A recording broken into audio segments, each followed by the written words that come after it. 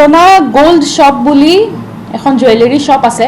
তাত এগৰাকী মহিলা তেখেতৰ পিতৃৰ লগত আহিছিলে জুৱেলাৰী কিনিবলৈ। ৱৰ্থ অলমষ্ট এপ্ৰক্সিমেটলি 58 লাখৰ গহনা তেখেতে লৈ পেলাই তিনিখন চেক দি গৈছিলে আৰু বাকী পে'মেণ্ট তেখেতে থ্ৰু RTGS কৰিম বুলি কৈছিলে।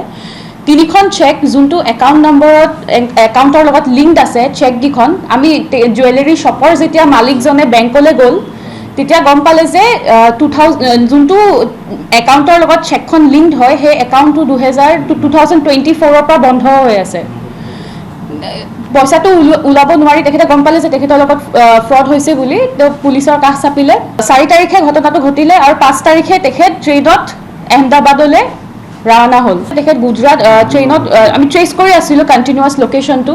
তেখেতে নামি তেখেত এখন জুৱেলাৰী শ্বপত এই গোটেই জুৱেলাৰী যোনখিনি আছে সেইখিনি বেচিবলৈ গৈছিলে।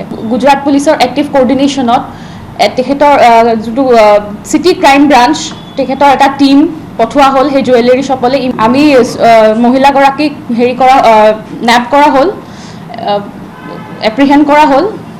ইতিমধ্যে আমাৰ টীমো গৈ পালেগৈ আৰু তেখেতক এৰেষ্ট কৰি ছাবচিকুৱেণ্টলি ইয়ালৈ লৈ অহা হ'ল।